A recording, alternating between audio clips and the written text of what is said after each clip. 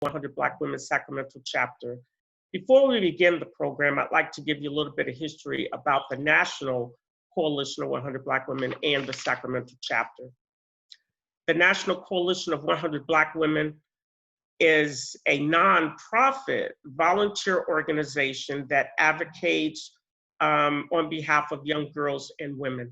The Sacramento chapter was chartered in 2001, and we comprise of professional African-American women, and we're dedicated to public policy, economic empowerment, education, and leadership development.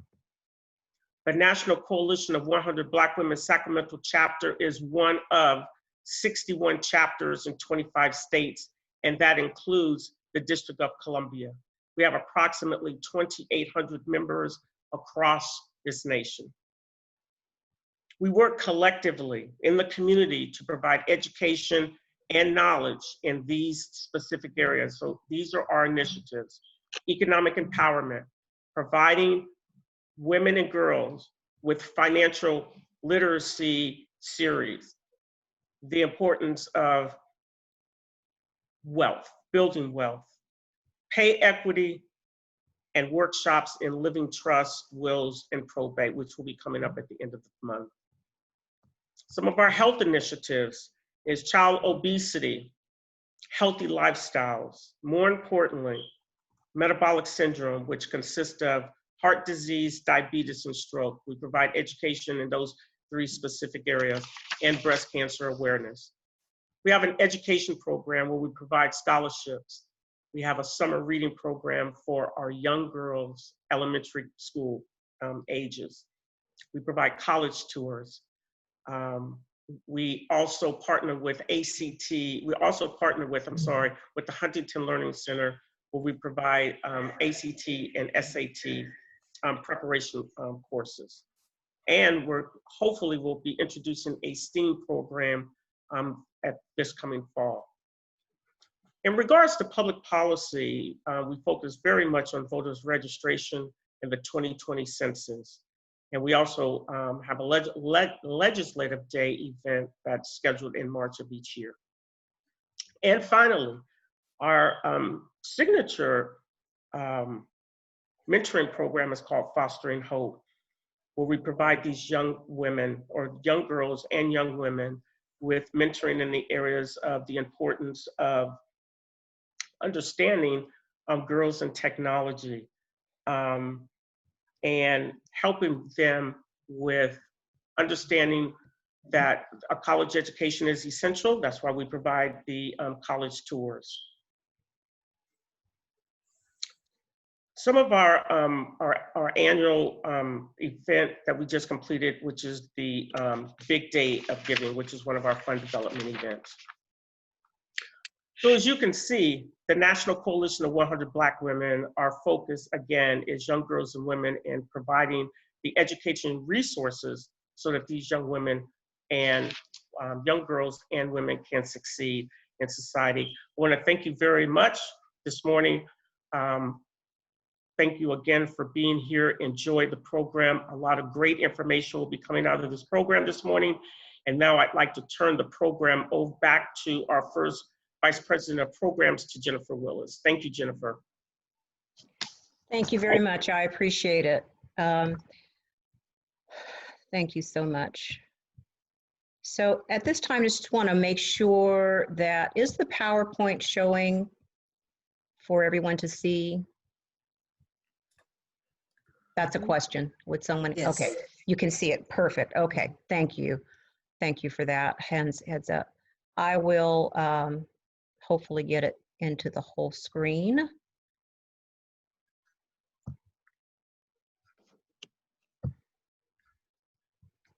Okay, thank you. So at this time, I would like to introduce our two speakers.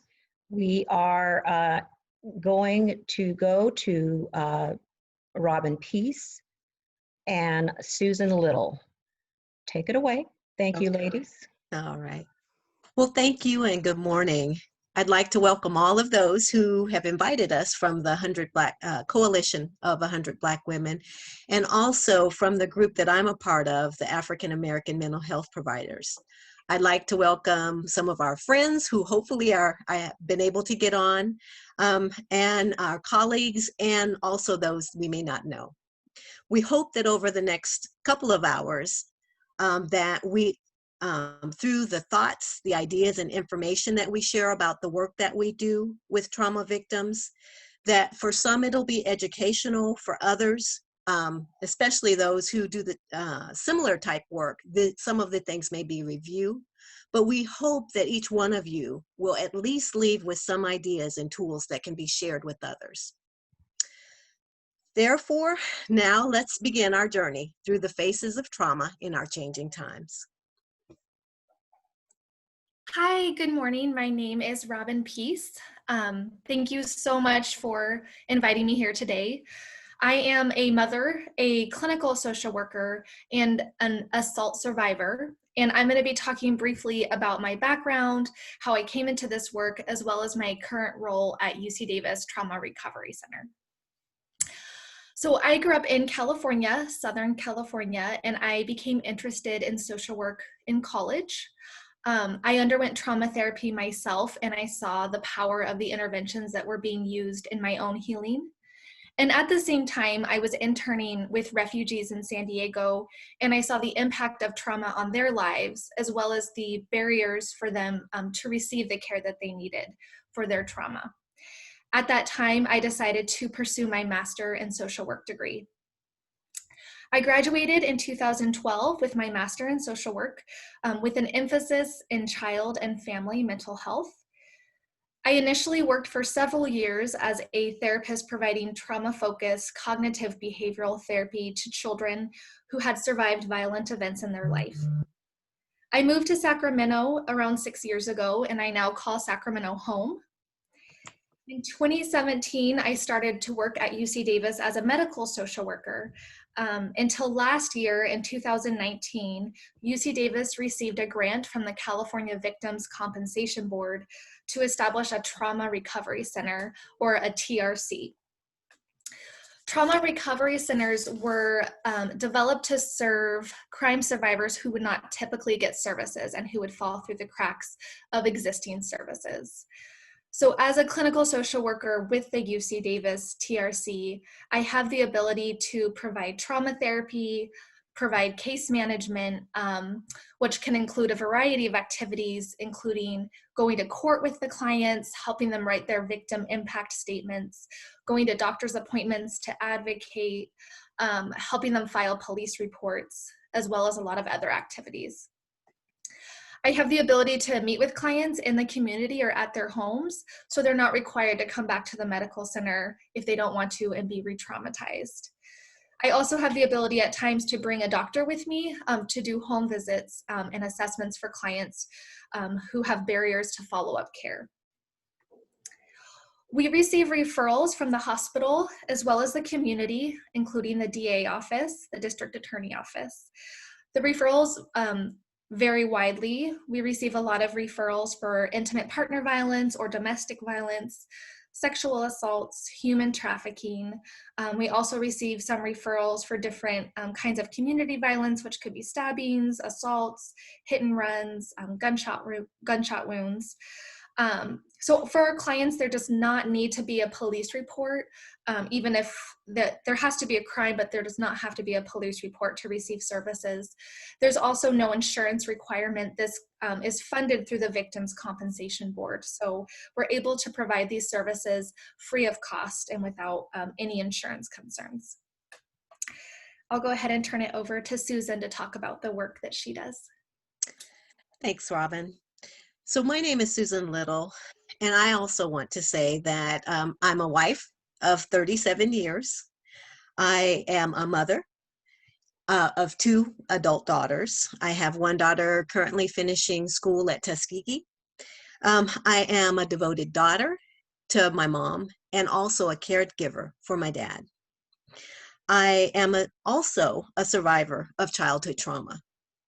And this will become important a little later with some of the work that we talk about. And like Robin, I want to say that I think because we both have had some trauma in our life that we are more closely connected with some of our, the clients that we work with. We can understand some of their pain, and we ultimately understand the work that we do a little more. We're both passionate about it. I was born and raised in a suburb of Chicago, so I am not from California. I'm not a native. After completing 3 years of college in Illinois, at the right age of 20, I agreed to leave school and marry my longtime love. We'd been dating 5 years. We moved to Sacramento because he wanted to continue his military career here at Mather. That's how I got to California. My hopes were that I would see the world. Well, I want to tell you, as far as I got was Sacramento. We started at Mather, we finished at McClellan. However, we've been able to travel the world. We just didn't do it by the military. During that time, I finished my bachelor's degree. I actually had to change it a few times because I couldn't finish with my original subject matter. They didn't offer it here in Sacramento. I finished with a BA in business with the hopes of going into human resources, which was my emphasis at that time. I started working for a large insurance company, and I worked there 15 years. That's where I was when I started my family, and I actually reduced some of my hours each time I had my children. After 15 years, I ended that career because of a hand injury. It took me several years to figure out what else I was able to do because I have limited use for long time typing any longer. And during that time, I became involved with a life coach, and we looked for transferable skills, something else that I could do with things that I had already been involved in. One of the things that came out during some of our discussions is I had worked with a group of other married couples for a number of years in our church. We actually had a group that we offered free to other couples, and we did some counseling, and that's where counseling became my next career. I completed my degree with the University of Phoenix in Lathrop, California. During that intern phase, I began working with suicide prevention with WellSpace Health, which is how I have ended up there, and I've been there now 8 years. I've worked with several programs, beginning with suicide prevention.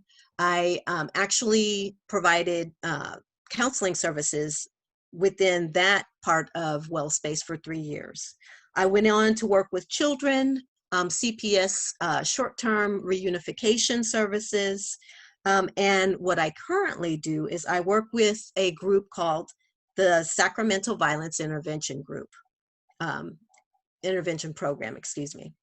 And what we do is it is a program that has a team of intervention specialists who work with youth to mentor them. We offer counseling service, and like Robin, my services can begin as early as the hospital bed. We work with youth from the ages of 14 or 15, and we go up till about 26. We work with those that have been shot, stabbed, or assaulted.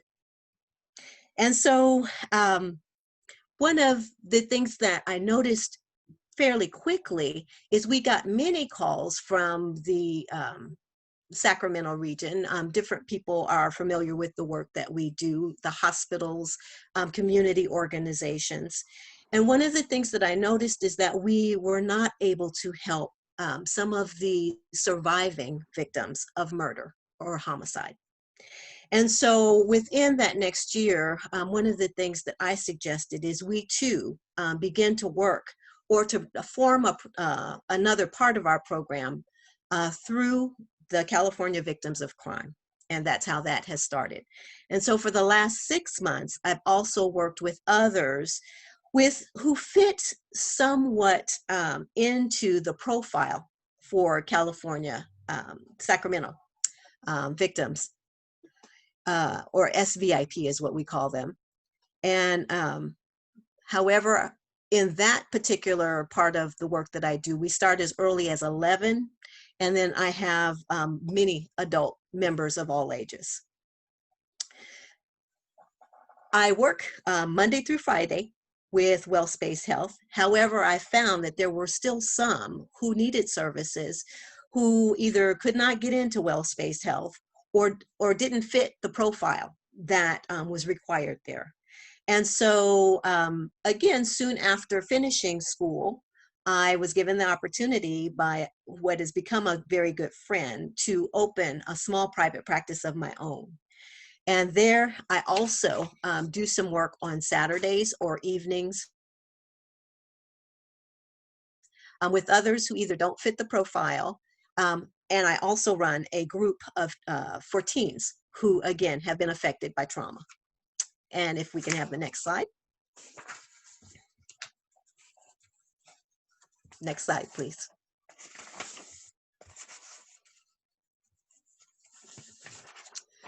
I'd like to start by talking about trauma. Trauma is a deeply distressing or disturbing experience that one encounters.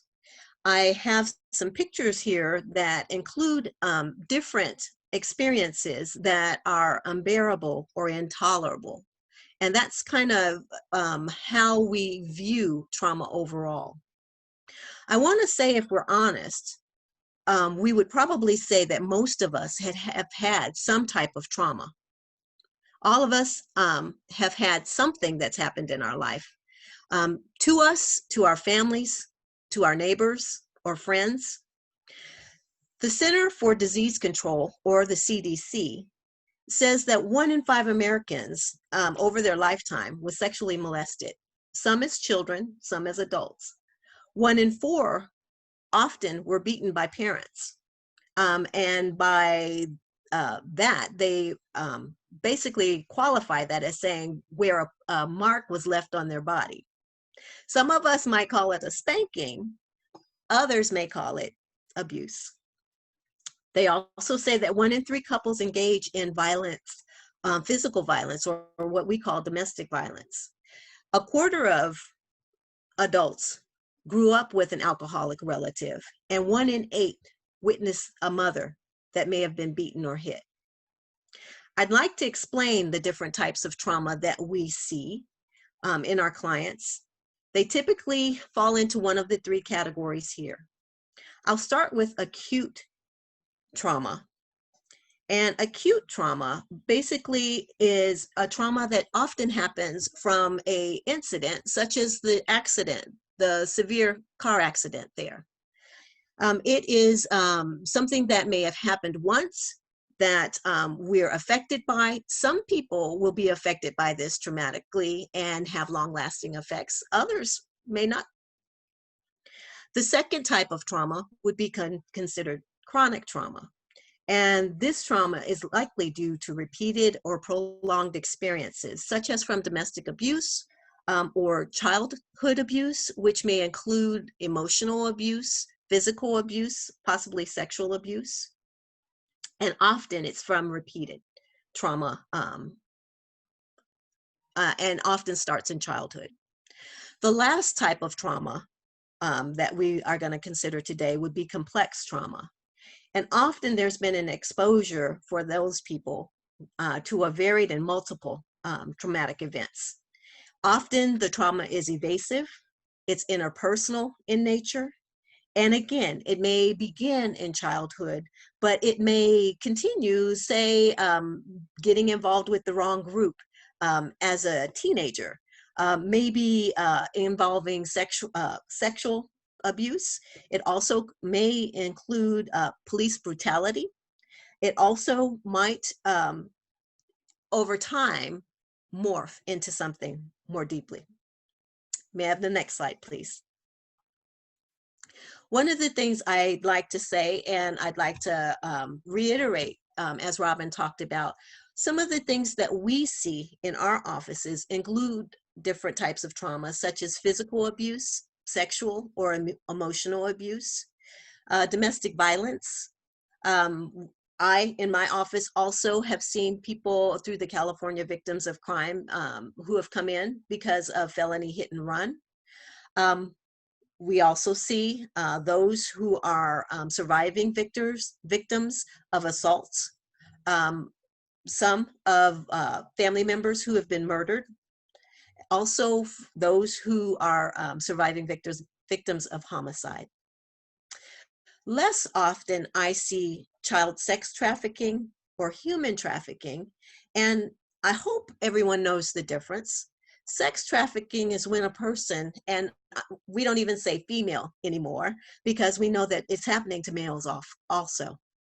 But that is when someone is either being used for sex labor, or with human trafficking, we see or hear some of this happening when people are possibly moved from place to place and used for the services that they could provide that are not necessarily sexual. We find this in the drug industry. Often, I have heard of it being prevalent with those that use people who may have come from other countries up in the hills or in some other areas of California for the marijuana trade. They may be moved in and out of the places there where they actually groom the plants. And some of these people are in our own neighborhoods. Some of them are in our beauty shops. Some of them are in our nail shops. And these people may be moved back and forth, often because they don't want them to get too comfortable. One of the things that I also want to say is that this trauma that we see often intertwines or intersects. We may begin seeing someone for, say, that hit and run, only to find out that they've had years of trauma that may have started in childhood, may have happened again in their teenage years in a different way. And they're here for one thing, but we find that as we begin to work with them, there are many other layers that we also have to work with. Okay, next slide, please.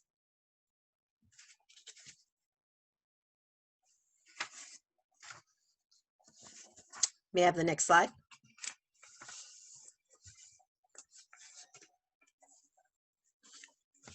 Next slide, please. I'm sorry, we're stuck. I apologize. I was Okay, on mute. no problem. Give me a second, Okay. but you go All ahead. right. Ah, good. All right.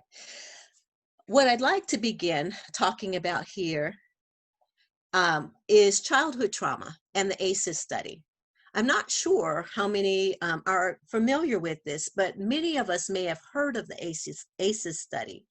It's a study that was completed by Kaiser from the years of 1995 to 97.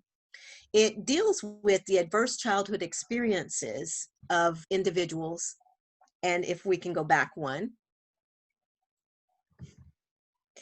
And it was completed by about 17,000 Kaiser patients. The study actually was done on people who were having difficulty with obesity. And I'm not sure how many people know that.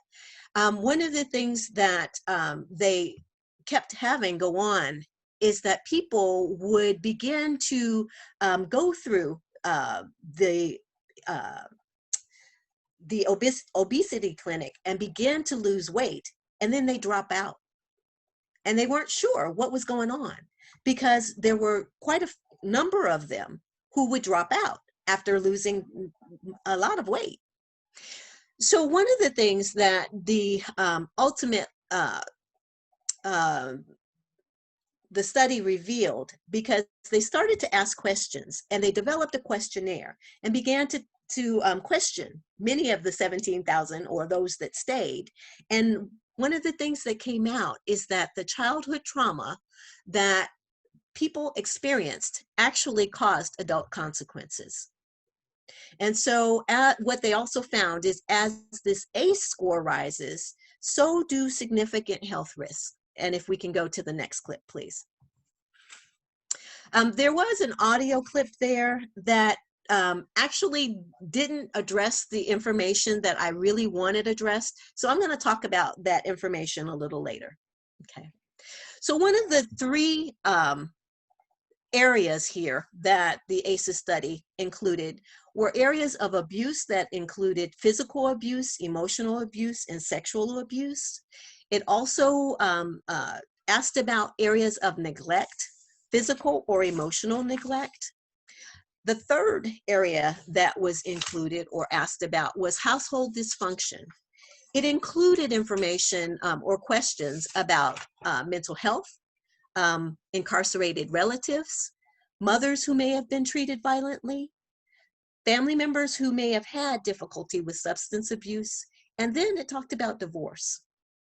One of the things that I want to say is in our own SVIP experiences, we also have a questionnaire that we have asked our participants.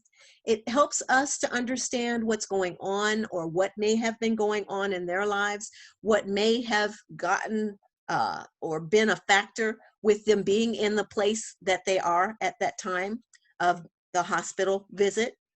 I wanted to give you just a couple of the questions so that maybe you'll get a better understanding. And so the first question is, did a parent or did a parent or other adult in your household ever swear at you, insult you, put you down, or humiliate you, or act in a way that made you feel afraid that you might be physically hurt? Another question that is asked is, did you often feel that you didn't have enough to eat? Did you ever have to wear dirty clothes? Or have no one, or feel that you had no one to protect you? Or did your parents ever get too drunk or too high to take care of you and take you to the doctor? One of the things that also we've learned is that it's important in the populations that we serve that are more vulnerable to experiencing ACEs, because we know that they often are in a social and economic condition, and that these things go on in places where they live, they learn, they work, and they play. The ACEs study indicated that the 10 forms of childhood trauma dramatically increase the risk of 7 out of 10 leading causes of death in the United States. And we also have come to understand the cases that were in the original ACEs study were average Caucasian Americans. And if they had these issues, how much more may those that we interact with often have that going on? The study also determined that people exposed to very high doses of stress have a reduced life expectancy of at least 20 years. And so this is why we use this information. This is why we help to educate some of our youth as well as the other adults that I work with, because this study is important. And what we want to offer them are changes, or the ability to change, and the ability to make a difference in their own lives and the lives of their families. Next slide, please. The next thing I wanted to address is actually why we do some assessment and diagnosis. One of the things that I'd like to say here is that when we are required to diagnose, often it's because there is an insurance company involved. In SVIP, or the Sacramento Violence Intervention Group, we're grant-based, and we are not required to actually place a diagnosis on an individual. However, for the California Victims of Crime, we are. And so we often are having to do what we feel is in the client's best interest. However, we also have to balance that with getting paid. Why are we required to diagnose? For a couple different reasons. Of course, because it's an insurance requirement. They want to know that there is a reason that we're doing what we're doing, and we also need that to be reimbursed for our time.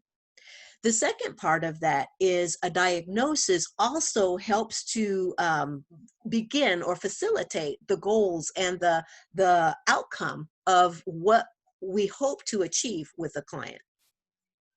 Some of the precautions that are considered with making a diagnosis, when I have a young person, one of the things that I have come to understand, and I was taught in school, is we don't want a heavy diagnosis to follow them the rest of their life.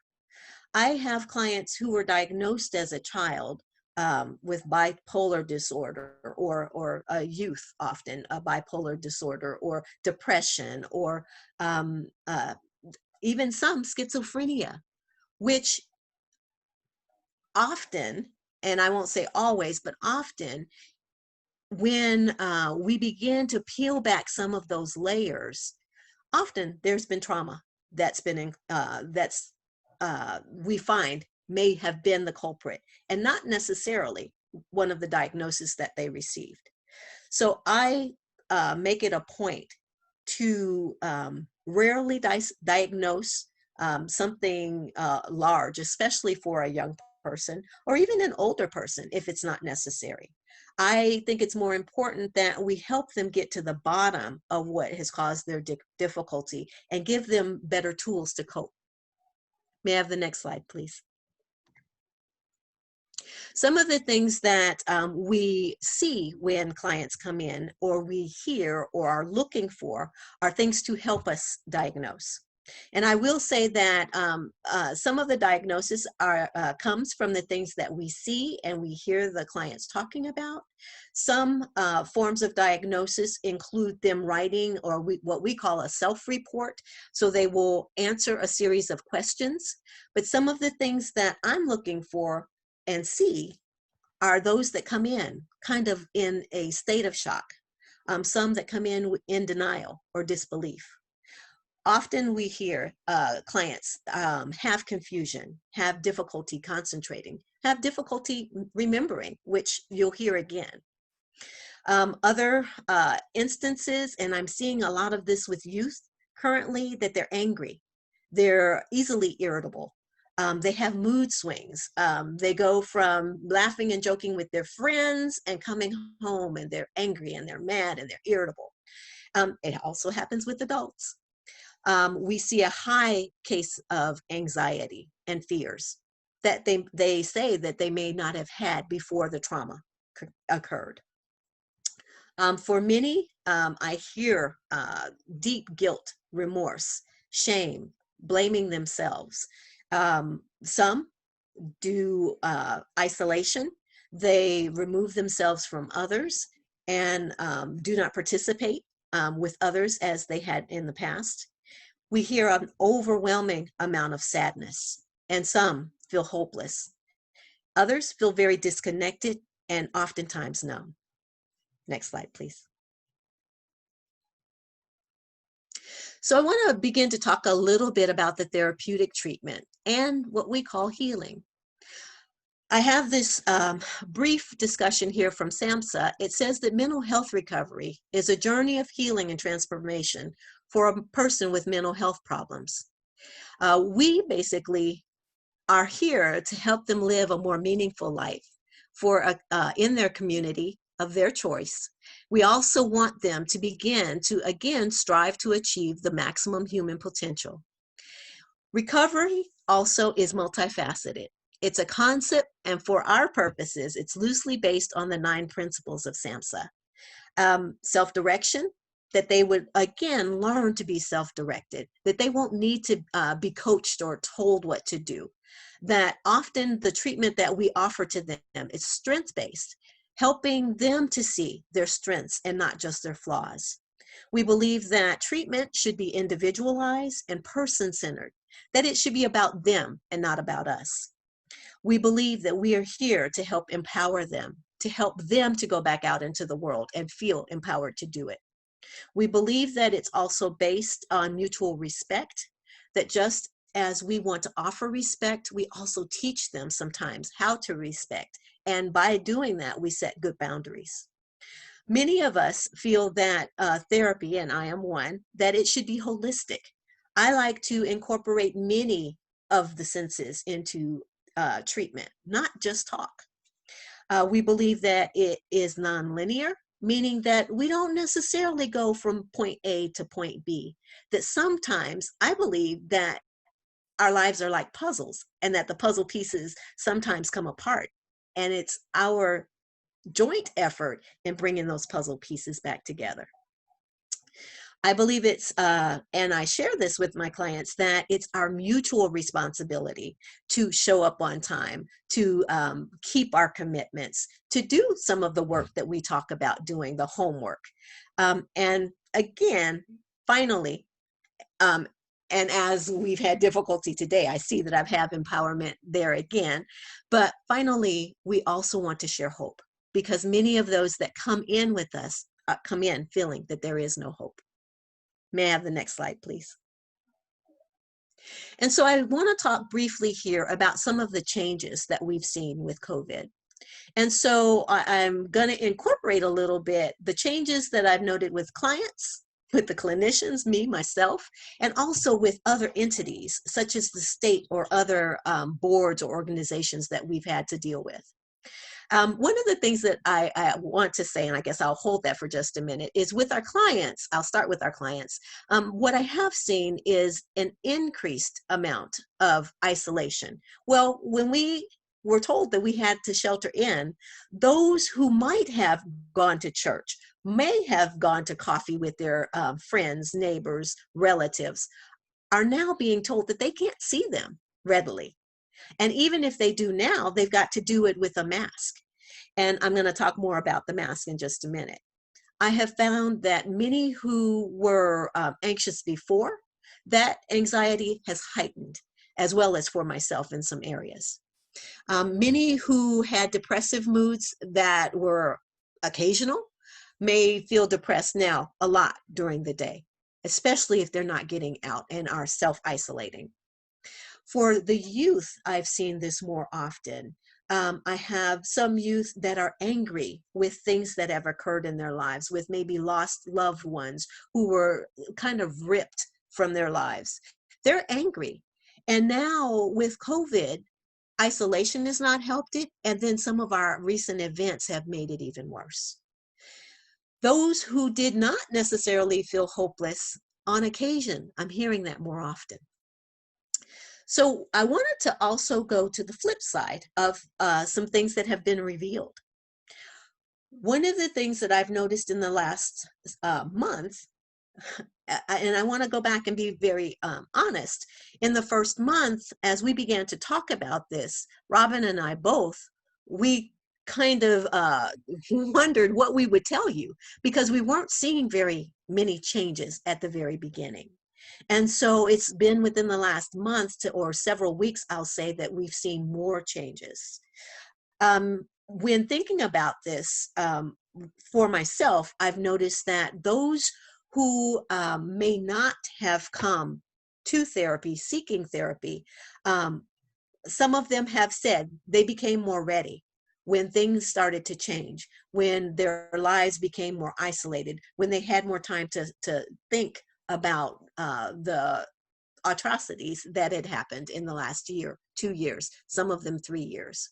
Some of them have come more ready to work, to deal with not only their experience, but get to underlying root causes. And many of them are more willing to work on goals. Because one of the things that I've noticed with SVIP, with some of our young people, is for them, counseling was hit or miss. Some of them have actually leaned into counseling, and others of them, because we've not been able to see each other one-on-one, have backed up from it. And so I've seen a mixture. One of the things that I will say is that there have been some who have achieved new insights, and possibly that's because they've actually been able to use the Zoom platform. I will say that there are some who have had no problem.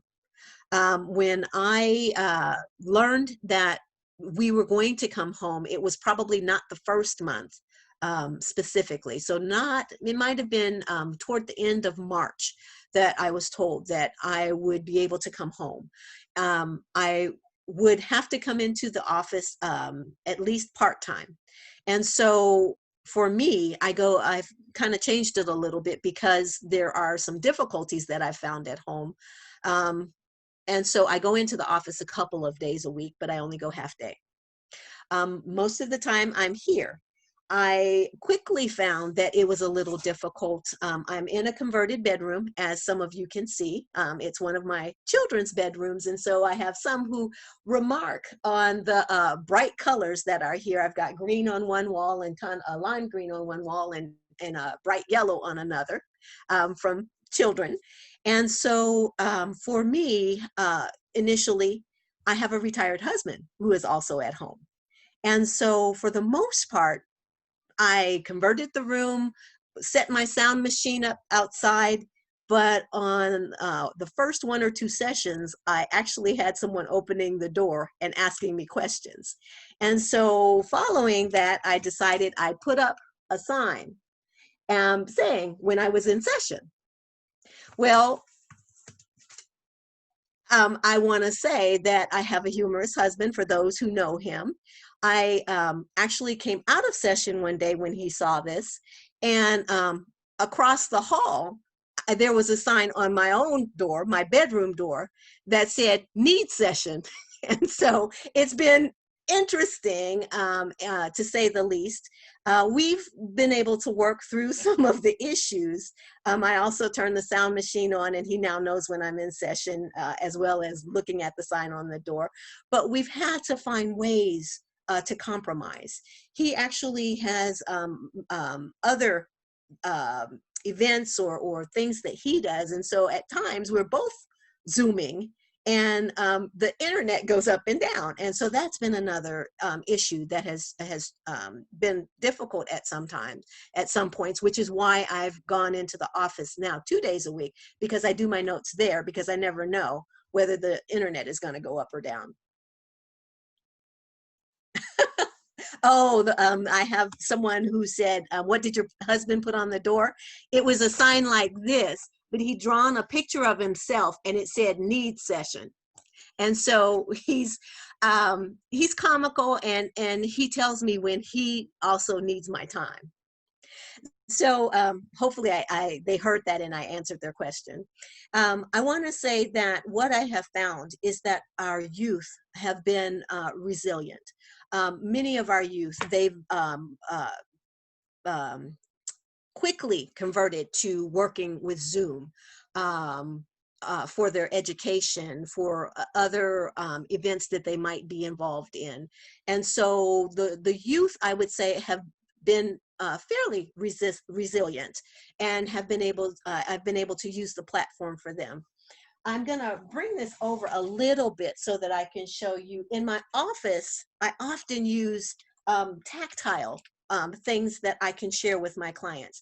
That's really difficult when not only can some not see me, I have had to become more descriptive, not only with my facial features, but also for those maybe more mature in the audience who choose not to use Zoom. We've done it by phone. And so I've had to use a lot of description or maybe more animation in my voice. One of the things that I do in my office, I teach a lot of coping skills. And now, because I can't hand someone something, I will show them. And so again, whether it be a bottle of bubbles, whether it be grounding tools such as marbles, stress balls, different aromatherapy options, I share those things as I can and hold them up. So that's been another difference. One of the things that I have here is self-care, increased need for self-care for myself as well as for my clients. And so it's something that we can talk about. But for me, thankfully, this actually occurred in the spring when I could actually get outside. One of the things I do is garden. And so I now have a fabulous garden, for me at least. Again, it's not been without some challenges. I also, during this time, have had a new litter of kittens under my deck. And so I would be in the middle of a session and I'd hear the kittens. So it's been a change for all of us.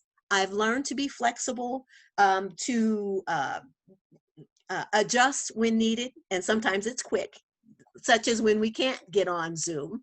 I like to tell people quickly, we'll have our phones next to us just in case it doesn't work. The last thing I'll talk about are some of the relaxed guidelines that have happened with the state of California. In the past, they regulated the medium that we used. And so for California, as well as for California victims of crime, they limited us to only 5 sessions of telehealth, is what it's called. And since the pandemic has occurred, we have had that limit taken off. We also have had limits in being able to talk with our clients who may go into another state. If we're not licensed in that state, we're not able to actually do therapy with them. That also has been relaxed, but what I have found is we've had to actually check which each and every state if a client actually was going somewhere differently. Next slide, please. This last slide that I wanted to include in my presentation is part of what I also do, especially with our youth, is psychoeducation. So some of you may have seen this meme. It's called Shared by Me, and it's African-American women, and it talks about the transmission probability in the event that one of us wears a mask, but the other one doesn't. And so I wanted to show this, and for the sake of time, I'm not going to spend a lot of time on it. Many of my young people have liked this, but I've used it with our more mature women or people also. But I wanted to show this other, which is, it says why you should wear a face mask. Because even though it's crude, and I want to say that up front, it's gotten the point across to my young men. And what it says here, for those who may not be able to read it, it talks about the urine test. And it says, if we all ran around naked and someone peed on you, you get wet right away. However, if you're wearing pants and someone peed on you, pee might get through, but not as much. And so you're better protected. But if both of you are wearing pants, guess what? The majority of the pee is going to stay on the one who actually peed. The guys get this. And so I wanted to show it to you, because I had I was able to actually share this week with a client, because with the youth, I have found that some of them, especially because of their injuries, don't connect well. They've cut off all social media. They've cut off and not wanting to use Zoom. And so in the last week or two, I've started to go back out, of course, with masks. But I go to places where we actually can sit further apart. And often now that some of the eating establishments have opened, we'll go there for a meal. And I was able to share this presentation. And I have a youth that is living with the grandparents. Well, this youth is just about to get out, start getting out and going places, and felt he didn't have to wear a mask. He lives with his grandparents. And so I was trying to explain to him the significance that it's not just for ourselves. We do it for others that we're trying to protect. And so I brought this up, and he said, wow, I get it. Next slide, please. Thank you. I'm going to go ahead and turn it over to Robin now. Hi, thank you. So in these next slides, we're going to be discussing intimate partner violence. So looking at what intimate partner violence is, some of the different components of it, some barriers to getting support, as well as some helpful interventions, and how COVID has impacted intimate partner violence. This is one of the most common referrals that I receive in my position. And I just want to disclose that I am going to be using some examples from my clients. I have gotten their permission to do so, but I've also changed their names and maybe some minor details to protect their confidentiality. Intimate partner violence is, the CDC defines it as physical violence, sexual violence, stalking, and psychological aggression, including coercive acts by a current or former intimate partner. An intimate partner is a person with whom one has a close personal relationship that can be characterized by emotional connectedness. And recently, the CDC and other organizations have started to use intimate partner violence in place of domestic violence, only because it's a little more broad and it can incorporate people who don't necessarily live in the same home. So during this presentation, I'm going to be using both of them interchangeably. Thank you. You can play the video.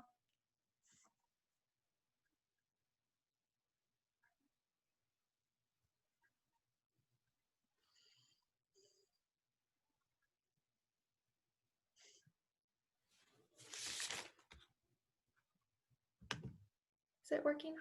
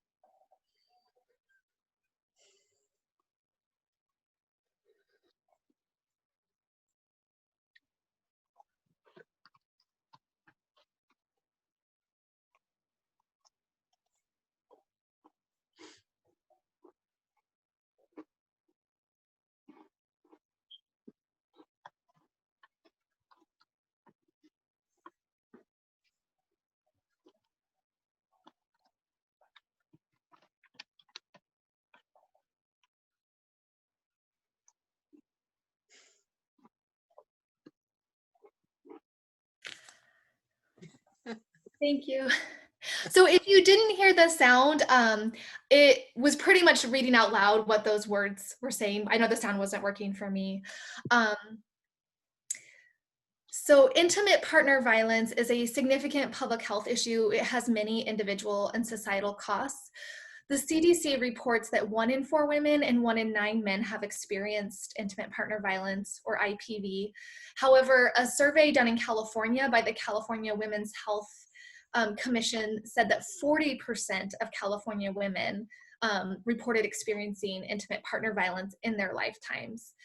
And importantly, 3/4 of those women said they had children in the home. So going back to what Susan had talked about earlier with the ACEs, being exposed to violence in the home is considered an ACE, and it also has been shown to have very significant impacts on the children as well as the abuser. About half of female homicide victims in the US are killed by a current or former male intimate partner. And women or men who have been strangled by their partners are 7 times more likely to die from a homicide than those that have not. And this is something that we see quite frequently at the Trauma Recovery Center because a lot of our referrals come from the hospital. We have some of the really high-risk cases of intimate partner violence. And so I would say the majority of the clients that I see who've experienced this have also experienced strangulation, which has further health impacts.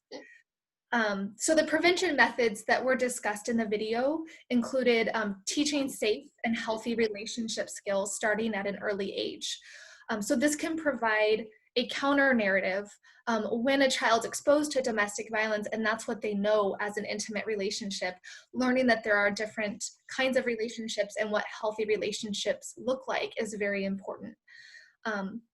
Engaging influential adults and peers. So bringing this conversation outside of just the home to churches, organizations, schools. Disrupting, the third prevention method was disrupting developmental pathways toward partner violence. So programs like early childhood visitation, parenting skills, education for not just kids, but also the parents. Creating protective environments, so giving people in these relationships safe places to go. The fifth option was strengthening economic supports for families. We'll talk more about this later, but a lot of times people might be stuck in a situation because of finances and financial abuse, and so having more options available. And then lastly, supporting survivors to increase their safety and lessen harms. In the next slide, we're going to be looking at one of the models for domestic violence called the Duluth model. Next slide, please. So this was created in Duluth, Minnesota, I believe. So that's why it's called the Duluth model. It is a power and control wheel. And we're going to be going into the different components of the wheel a little bit more later, but the most important thing to take from this graphic is that in abusive relationships, the abuser has the power and control, and that is the center of the abusive relationship. And on the outside of the relationship, you can see it says physical and sexual violence, and that can include also the threat of physical and sexual violence. And this is what's holding the wheel together. This is keeping the relationship in place, the abuse in place.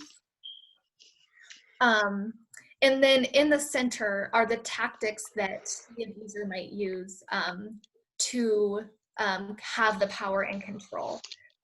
Some of you are familiar with what is called the cycle of violence. And this is also discussed in domestic violence. And this is where they talk about the 3 phases. There's a tension building phase, followed by the honeymoon phase. So, example of 2, I'll use sex partners for this example. So they might have a phase where the 2 women are fighting a lot. There's more and more disagreements. The abuser might start putting down her partner. And then this escalates to the point where there's a big blowout, the escalation phase, and she punches her partner. Then in the calm honeymoon phase, it seems like they're getting along and things are better. The person who hit her might say, "I'm so sorry, I don't know what came over me, but you were really antagonizing me and you were really in my face." In that sense, they are minimizing what happened and blaming. So while we still can see the truth in that model, we also are moving more towards a model that shows that in each stage of the cycle of violence, the power and control is with the abuser. And quickly, before the next slide, sometimes I have clients ask me, what if the person I'm with is just angry? They have an anger problem. None of us is perfect. We all make mistakes and they're just angry, and they maybe have a reason to be angry. And so sometimes what I do is kind of distinguish between what is one episode of anger where you're being respected. Like, I'm frustrated, I'm angry, he or she storms out the door and slams it and then comes back and shares what was going on, versus a chronic pattern where the person being abused does not have any power and is being demeaned. So helping to distinguish those things. In domestic violence, there is a pattern, and generally the abuse tends to escalate over time. So in the next slide, we'll look at what that abuse might look like. Thank you. These are some of the red flags or tactics used in domestic abuse that we see. It can include the use of intimidation, so destroying property, sometimes showing weapons, giving the other partner signs when they're out and about. It can include coercion and threats. We've had clients where their partners commit suicide if they leave, threaten to report their job. Humiliation is very common in domestic abuse. So this is also like emotional abuse, put downs, name calling, guilt trips, demeaning the person. Another common sign or red flag of domestic abuse is called gaslighting or crazy making. This is minimizing, denying, and blaming the victim. So usually after, like we said, there's escalation and something happens, they minimize it or deny it altogether and try to put the blame back on the victim, so they're doubting their sanity or their memory of the incident. Controlling access to finances, so preventing their partner from keeping a job or getting a job. This has been exacerbated with COVID. And controlling access to money. So it's harder for them to leave. The use of isolation. Isolation is a hallmark in domestic violence situations. This can look like controlling what their partner is doing, who they're talking to. It doesn't just mean physical isolation, but it also involves like isolating them emotionally from reaching out to friends and family. So it can be not letting them go somewhere, but also not letting them talk to a family member or not letting them talk openly to a family member. It can also mean using their children to maintain power and control. So somebody in that relationship, one of the partners might be afraid to lose custody. The abusive partner might threaten to call CPS. And this is really common. I work with a woman who I'll call Maria, who stayed with her partner who was abusing her for many, many years because she was so afraid that if she tried to leave with the kids, he would call the police and then they would give him custody and her kids would be stuck with him. And in this particular situation, her partner was also using his privilege, which could be another red flag on here. In his case, he was a wealthier Caucasian male, and she was a woman of color. And he would tell her, you know, if you call, they're not going to believe you; they're going to believe me. And so he would use his privilege to maintain control over her and threaten to take the children from her. So she ended up waiting until they had turned 18 before she left him. So to other people on the outside, they may not know this is happening. They usually don't know because of the isolation. And so what I have heard from family and friends of people in this situation is that it mostly looks like the person is kind of disappearing. Physically, like not as present, but also emotionally and psychologically, they don't seem like themselves. And it just kind of feels like they're not as present. So in the next slide, we'll look at the mental health impacts of intimate partner violence. And this is specifically for the person that's being abused. We know that there's also a lot of mental health impacts on children and other people in the home as well. Women who have experienced intimate partner violence in particular are 3 times as likely to meet criteria for post-traumatic stress disorder. This is by far the most common diagnosis that we see at the Trauma Recovery Center, or symptoms of post-traumatic stress. Women are 2 times more likely to develop postpartum depression, and survivors in general are 3 times more likely to develop a major depressive disorder. Survivors are 3 times more at risk of meeting criteria for an anxiety disorder, and 6 times more likely to develop a substance use disorder. And what we see often is that the substance use disorder develops because survivors are treating these symptoms that they're having of post-traumatic stress and anxiety. So often we'll see those 2 go hand in hand. Survivors of interpersonal violence are 3 times more likely to engage in deliberate self-harm. And according to the World Health Organization, one large study found that women were 4 times as likely to attempt suicide if they experience intimate partner violence. And that was more focused on women specifically. Our survivors tend to have challenges with sleep, which can go hand in hand with also post-traumatic stress symptoms, anxiety, including disruptive nighttime behaviors like nightmares. And really importantly, this can also lead to their poor perception of themselves and their mental health. So the social isolation and the feelings of shame and embarrassment that can come up can be a big barrier to men and women receiving support for intimate partner violence and receiving support for the mental health impacts. So overall, those who were exposed were twice as likely to report new onsets of major mental health challenges. And it's impossible to look at these barriers without also looking at some of the bigger systems of oppression that we live in, and how they might impact our clients getting the support that they need. So in the next slide, we'll discuss some of those systems of oppression. So far, I have been looking at some of the data that has come from, the major organizations like the CDC and the World Health Organization.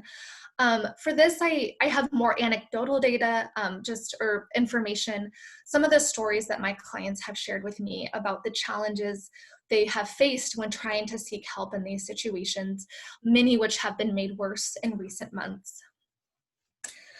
So most of our clients at the Trauma Recovery Center come from minority communities, as is so highlighted right now in our news, but has been present for a long time. Many of our clients are worried to call the police when there's something happening in their home. Understandably, they're questioning what will happen if I call the police. Will I be bringing more violence into my home? Will something happen with my kids here? There's also questions that they've shared, like, will I be believed for what I'm talking about, or will I be blamed? There's not trust necessarily that there's going to be follow through, or that they will be believed or treated with respect. In the very worst case scenarios, I have had some clients who, particularly one who was involved in human trafficking, who called because of a violent situation, and when the human trafficking situation was discovered, in this particular scenario, she was harmed again because she was coerced that she would be taken to jail for human trafficking if she didn't engage in a sexual act. Another system of oppression that Susan also referred to is the use of mental health diagnoses to discredit the stories of our survivors. And this can present in different ways. In different kinds of systems. I know this happens at the medical center. It can happen when their crime is being reported, and it could also happen in court. And so in psychiatry and mental health, sometimes women of color are more likely to receive a stigmatized diagnosis. And there is some stigma around diagnoses like PTSD. Another common stigmatized diagnosis is bipolar disorder.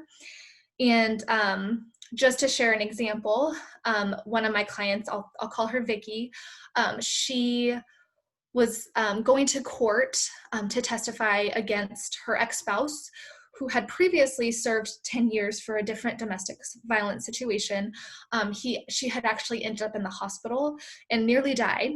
And when she was going to give her testimony, she was again re-traumatized and re-victimized because she was having to share these traumatic details. And the defense attorney was questioning her, saying because she had been diagnosed with bipolar disorder, she was not credible, she was not believable, and she was not stable. And unfortunately, this is something that does come up as well with PTSD, saying that you don't remember details because you've been diagnosed with post-traumatic stress. Again, reiterating how cautious as clinicians we have to be with mental health diagnoses, and how mindful of these systems of oppression.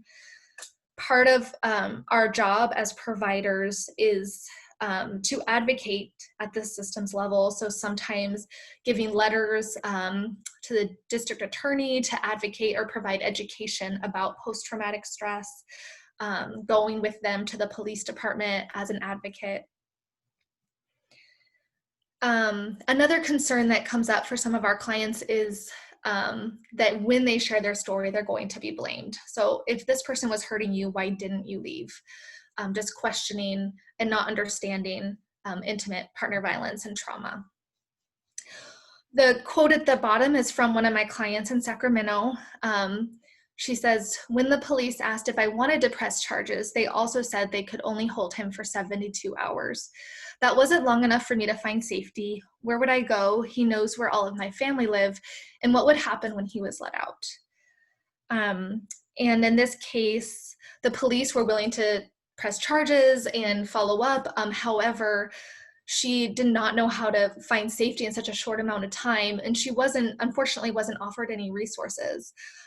When she had called the police, there wasn't any, safety planning that occurred or connection to people who could help her plan. So she ended up not pressing charges. She stayed with him for a year, and this is actually Vicky as well, and then ended up in the hospital and almost died, but fortunately did survive and was able to find safety.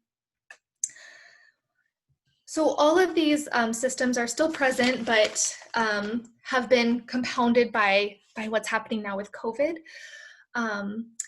So as Susan said earlier, a lot of this data is still coming in. We're still learning about the impact of COVID on domestic violence. We do know that stress and isolation both greatly increase domestic violence rates. And in this situation with the social isolation, the economic stress, the stress of having kids in the home that usually might be at school, we anticipate that it will likely show later on that these rates increased. So far, what we do know is California, statewide, the Victims of Crime Resource Center saw a 40% increase in domestic violence calls. And we also know that COVID has limited access to resources that were already strained. Before COVID, like maybe 5 months ago, if I was trying to get a client of mine into a shelter, it would take several weeks of calling several times a day, all the different shelters. It was very, very difficult. And since COVID, I am at least aware that some of the shelters have had to stop intakes altogether to follow social distancing regulation. So now those resources are more constrained. A lot of them have also moved to phone. So while we can still call an advocate and touch base with them, we don't have the same in-person interaction. And our survivors may not be able to make an excuse as easily to get out of the home to do these calls or to try to find safety. Whereas before they could say, oh, I'm getting called into work, I'm meeting with a friend, or I have this thing going on that I have to go to. Because everything is closed, it's harder to find those reasons to be able to meet with advocates. Abusive partners might also be withholding insurance cards, hand sanitizer, disinfectants, using medical care as a weapon. And then, of course, travel restrictions also impact a survivor's safety plan. So it might not be as safe for them to travel, but also family and friends might have anxiety about bringing them into their home. So these are some of the ways that we are seeing how COVID has impacted domestic violence, and we anticipate we'll probably have some more referrals as the months go on and be learning more. In the next slide, we're going to be looking at trauma-informed approaches. So with everything happening with COVID, it is so important that in all of our institutions, we're screening for domestic violence, we're asking these questions, but even more importantly, that we're doing so in a trauma-informed way. Part of our work at the Trauma Recovery Center is to teach our providers at UC Davis and other organizations a trauma-informed model of care, which this was developed by SAMHSA. And a trauma-informed model of care is defined as a program, organization, or system that realizes the widespread impact of trauma and understands potential paths for recovery, recognizes the stages and symptoms of trauma in clients, family, staff, and others involved in the system. 3, responds by fully integrating knowledge about trauma in policies, procedures, and practices. And 4, seeks to actively resist re-traumatization. So that includes emphasizing safety for the client, giving them a sense of control, and identifying their strengths, their resiliency. So what this might look like for example, like in the UC Davis ER, what the goal might look like is one, that they'll look at how they're approaching the client, that if they're doing a screening, so at the policy level that the screenings would be implemented, but then on the personal level, that they will be understanding that the patient needs to be given a choice in what and how much they choose to disclose, that they'll have a voice in their plan and a choice in how they respond. And that can include a man or woman's choice on when to leave an abusive relationship. It's restoring power and control as a guiding principle in working with our survivors. So approaching them in a trauma-informed way includes using safety, trustworthiness, transparency, which is really, really huge in the medical field because we are not built on a system of transparency. Peer support, collaboration and mutuality, empowerment, voice and choice, and taking into account cultural, historical, and gender issues. And again, looking at their strengths. If they're a spiritual person, bringing in the chaplain. If they have friends and family, ensuring that they are a part of their care if the client wants them to be.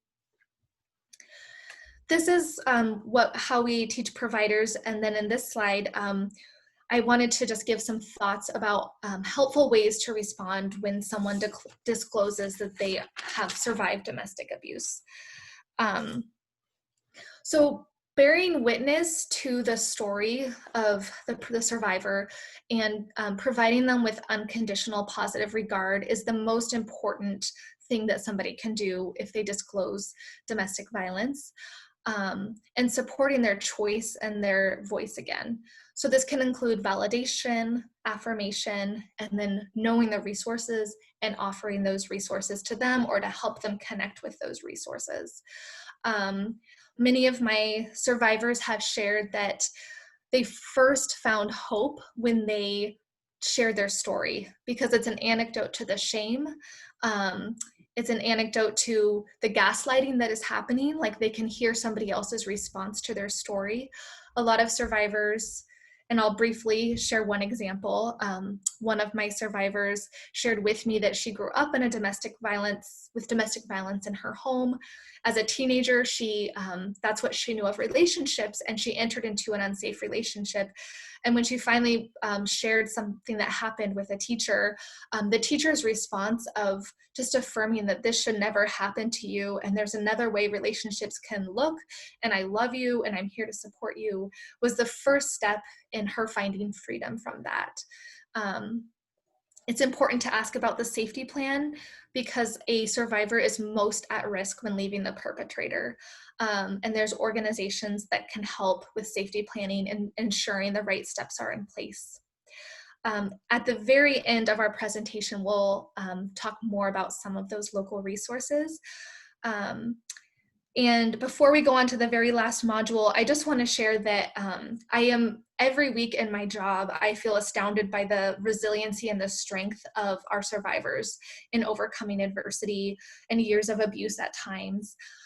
We don't have video yet that talks about the survivors that I work with at the TRC, but if you go to YouTube, there's a lot of different stories there about domestic violence survivors, and I think that their voice is by far the most powerful communication about intimate partner violence. So I encourage you to look at those if you have the chance.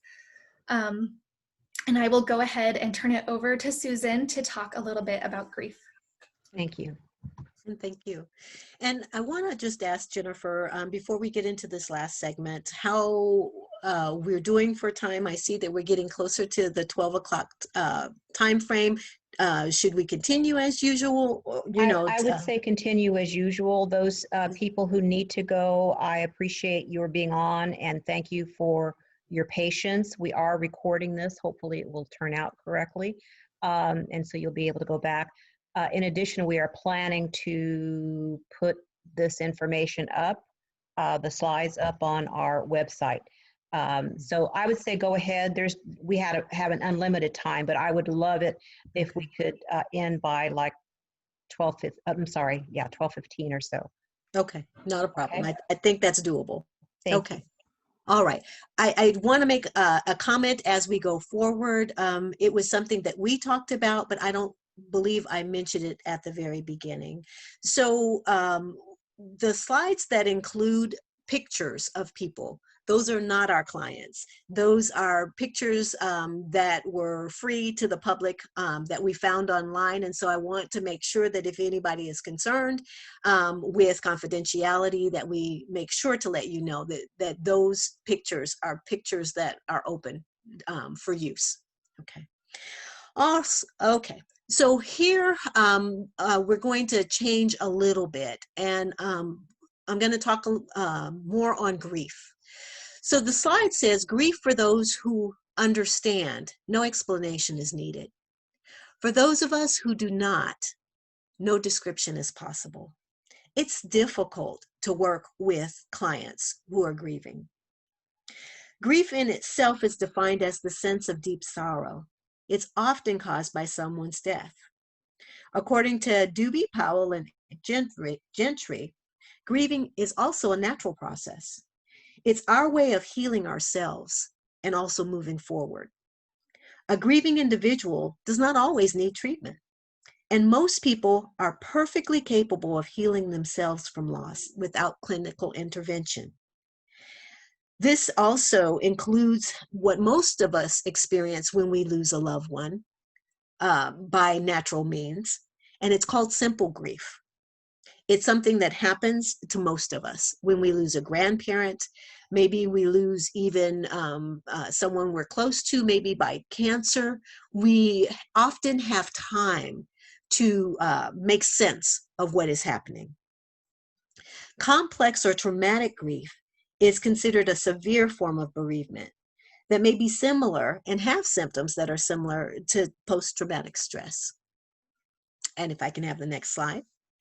Some of the symptoms that are included, and what I have shown here is called a tangled ball of emotions. Often with complex grief, we have emotions that include things like denial. They become very anxious, confused. Some have panic attacks. Some have feelings of great and deep sorrow. And some may go from anger to actual rage. Complex grief includes feelings of abandonment at times. It may cause some to feel lonely. Some even feel betrayed because of being left behind. Because we have a little bit of time, I'm going to include a story that I meant to include earlier, but was concerned a little bit more about time. But I want to talk about a family that came in, and they've given me permission to talk about their circumstances. And it's important for two reasons. One, I meant to talk about it when I talked about how trauma often overlaps. So this family came in because they were experiencing difficulty. They lost a family member approximately a year and a half ago, and the family thought initially that they were handling things. I want to talk about, and I don't want to get ahead of myself, but they were going through what we call different stages of grief, which I'm going to talk about a little bit more in a few minutes. But the family had several family members, and the family members, when the murder happened, were living together. They were a series of women who, because of multiple issues, were living together with their children, with their grandchildren. And the reason that some of them came in was because of the deep sorrow. Others came in for different reasons. But I wanted to say that one of the things that we've noticed is that those who have grieved for different reasons. So some are grieving the loss. Some are grieving because one of them made a statement. If I had done something years ago, we may not have been in this position now. I kept quiet. So what I have found is there were each of the members, the female members, had in themselves experienced domestic violence. One of the kind of the matriarch of the family talked about having had so severe stress, or stress that had been so severe, they'd had a breakdown in years past, and they'd had difficulty managing different parts of their family and bringing their children up. Ultimately, this culminated in the loss of a loved one who ultimately was killed by her partner. What came out during some of, again, the discussions is what was left were all of these broken hearts, all of these broken people. But more than that, when that woman was killed, she left a 4-month-old child. And so this child not only will grieve the loss of its mother, but also the loss of the father who perpetrated this event. And so I wanted to bring that in because we have all these different layers. All of this trauma that has occurred, that it's going to take years for this family to heal. Can we go to the next slide? The next thing I want to talk about here is what we as clinicians know as the 5 stages of grief. This was originally put together, and Elizabeth Kubler-Ross is the one who gets, I think, most of the credit, but she actually provided this information with David Kessler also. Basically, it includes information and helps us to better provide understanding of what our clients feel. Often they feel a sense of denial initially. They may deny that this happened. Often I hear things like, I can't believe it. I just talked to him yesterday. I just was on the phone before this occurred. It doesn't seem possible that they've been gone, that that I'll never talk to them again. One of the second stages that I'll talk about is, again, anger. Many of us may feel angry when something traumatic happens, but often the anger for someone who's lost someone through a tragic event is on a much higher scale. They're angry because of what has occurred often, yes. They're angry because often they knew the person who did it, sometimes not. Often they're angry at the system because the system they don't feel is doing enough. And so we've got all these tangents, and many times they don't know what to do with it. And what we know about anger is if we don't do something significant or something more positive with it, over time it becomes bitterness, it becomes rage, it may also become a sense of retaliation for those who don't learn better skills or something better to do with it. There is another stage called bargaining. Bargaining, often when I hear it, it's if I had only made that phone call, if I had only talked to them that morning and told them not to go there, or if I had been able to reach them, in time. Bargaining is a emotion that any of these emotions come and go.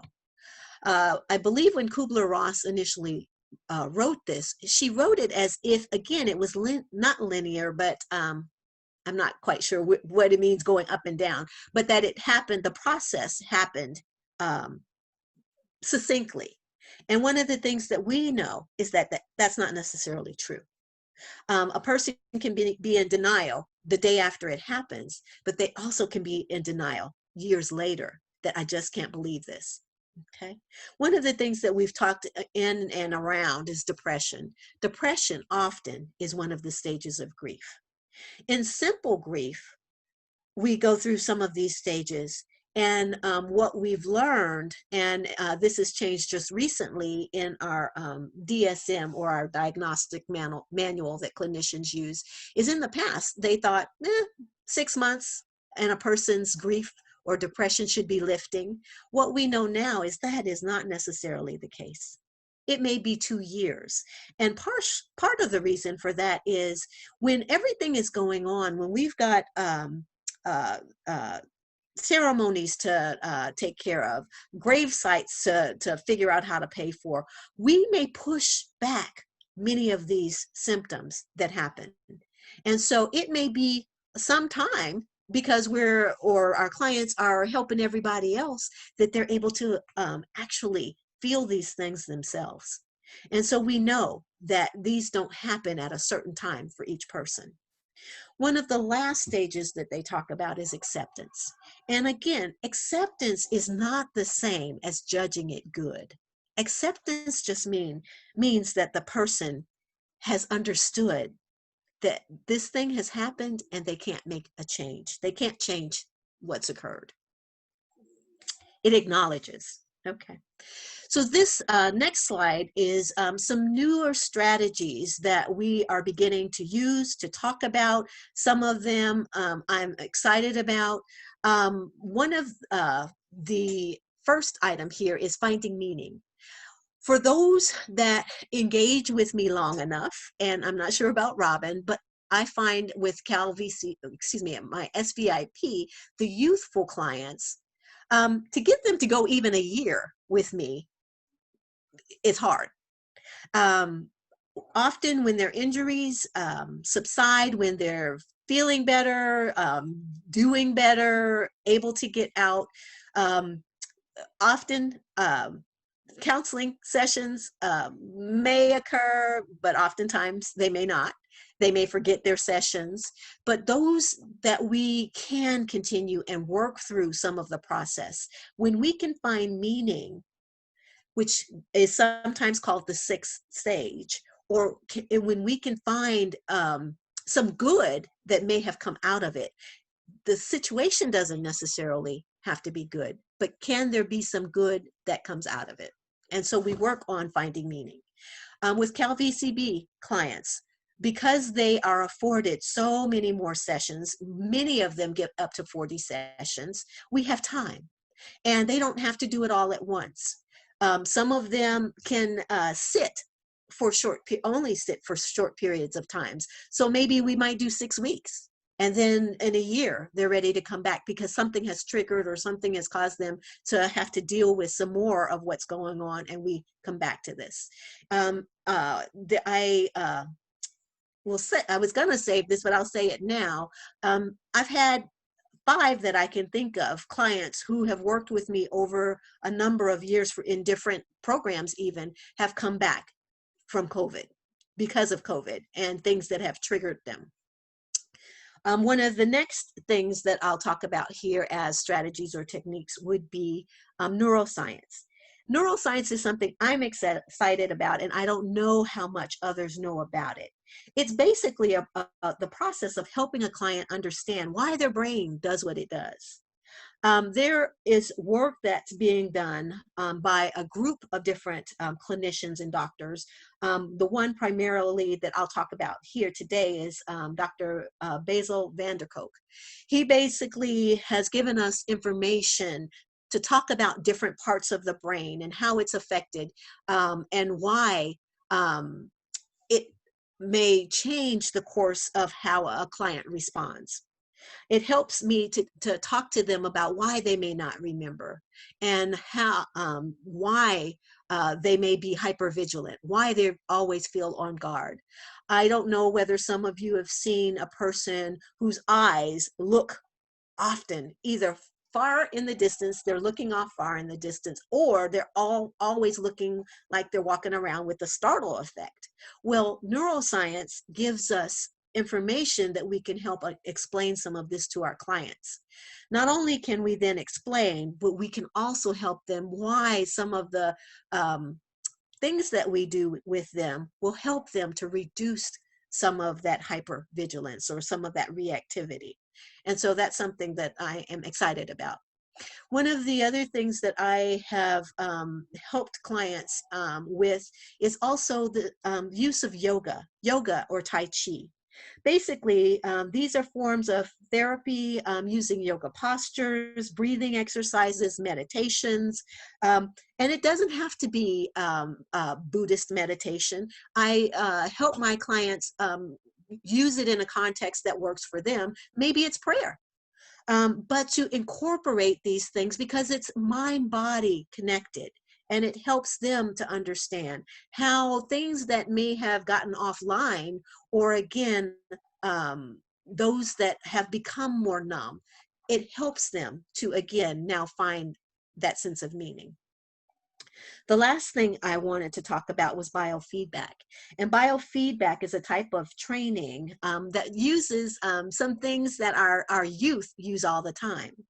Biofeedback often is used with connectors that are connected to the head, but it's kind of a wired contraption, I'll just put and say. But often a client is able to use a joystick or other device, and what they can do is they often now are using this with games to help a person, especially those that may be depressed, help them use a game to learn how to use the reward system, or the part of the brain that helps them to feel better.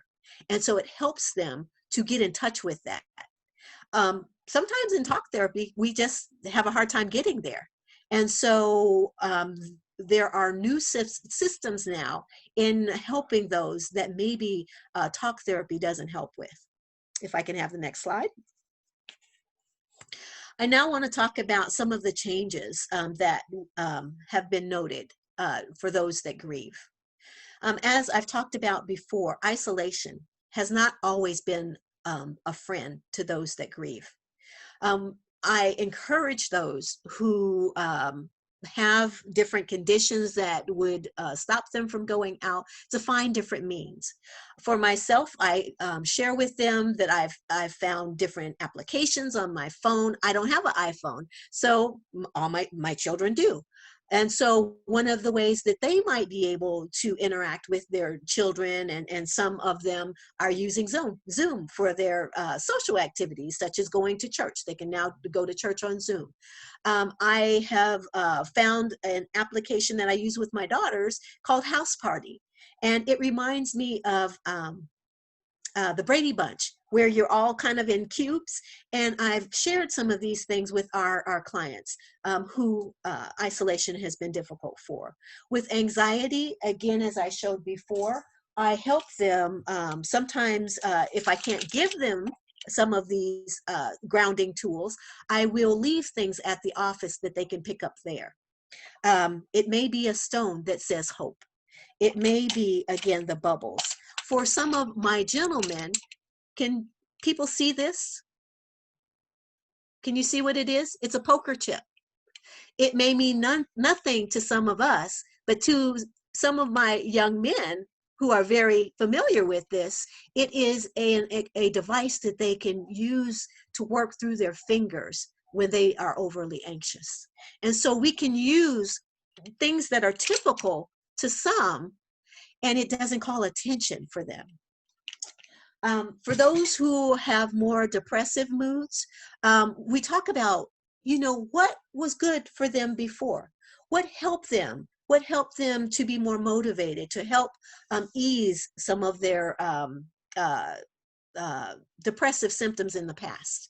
One of the things that I know for many of our clients, and it's similar to some of the things Robin said, sleep is huge.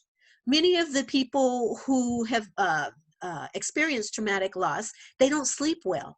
And so I have handouts, again, that I would have handed it to them in the office. Now I take a picture and I'll text it to them, or I'll email it to them. And so it's just finding different ways to get the information across. For some of my young ones, again, anger with being isolated, with being removed from their friends because they can't get to school, or their parents don't let them go outside because of COVID, finding other ways. One of the things that I have used, it fell here, I have what's called the Healthy Coping Coloring Book. Can people see that? This is a book that is written by us, some of us. The author is Pookie Knight-Smith and Emily Hamilton. But in it includes different coping skills they can do.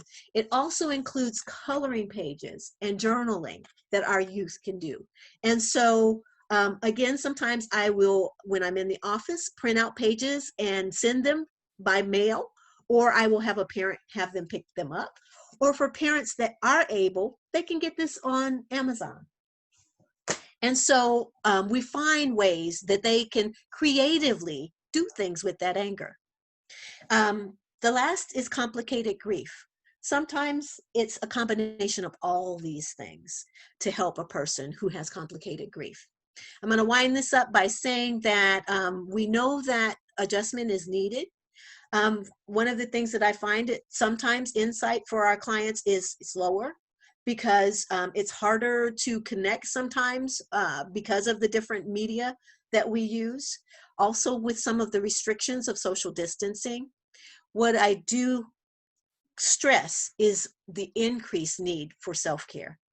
They've got to take care of themselves, because many of them are trying to take care of family members. And if they don't take care of themselves, they can't take care of others. And I believe the next slide, we're going to send it back to Robin. Thank you. Yes, I know we're short on time, so I'm briefly just going to go over ambiguous loss and disenfranchised grief. And basically, the point of these slides is to illustrate that sometimes grief and loss is not related to the loss of a person, the passing of a person. It can also be a lot of different kinds of losses related to violent crime. So ambiguous loss is defined as unclear, traumatic, and externally caused.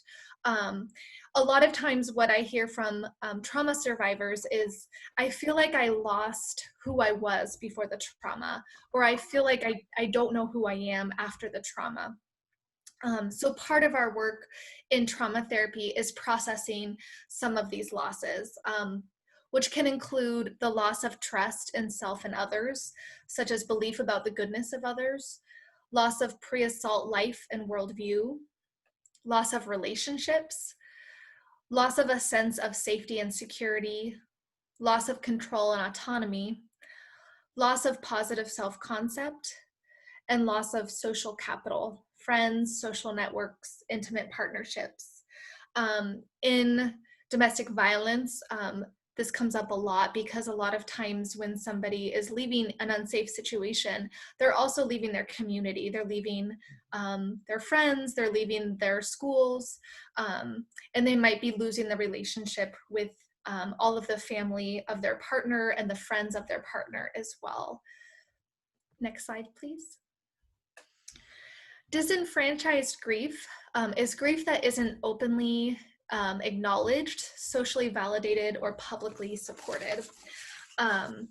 So the griever is not always recognized as somebody who can or should grieve.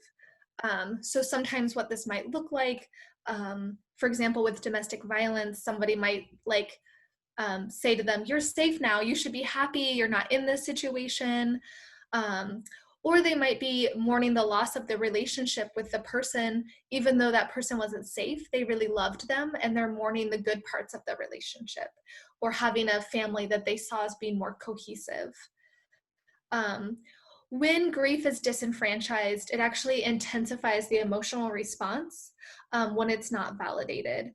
And this is often seen more broadly in systems of oppression, where a survivor's experience or a group of people's experience is ignored or disregarded.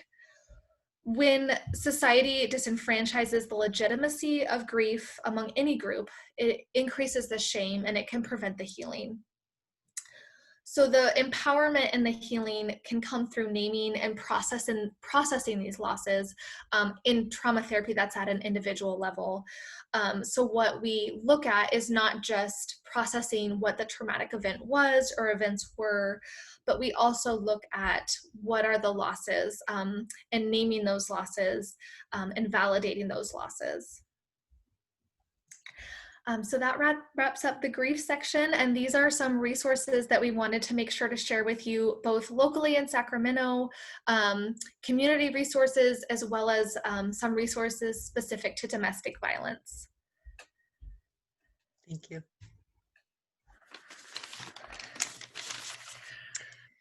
And Susan and Robin, is there anything more? Is there another slide? I'm sorry, there is.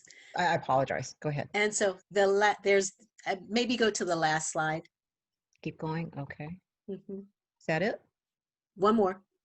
Yep. Oh, okay. We want to thank you all for your participation, for having us. We also wanted to say, and we know time is short, we are available for questions if there are any. Okay, so I'm going to see if I can unmute. I'm not good at this, to be honest. While she's doing that, I've already unmuted myself and wondering, Susan, if you could give the name of the book by Pookie. Sure. It's called, and also maybe I can have Jennifer put this information, the Healthy Coping Coloring Book and Journal. Can you write it in chat? Because that was too quick for me to write down. Of course, of Thanks. course. Okay. Thanks. Mhm. If anyone else has any questions, can you unmute yourself first? Because I can't seem to find how to do it. I apologize. Thank you. Okay.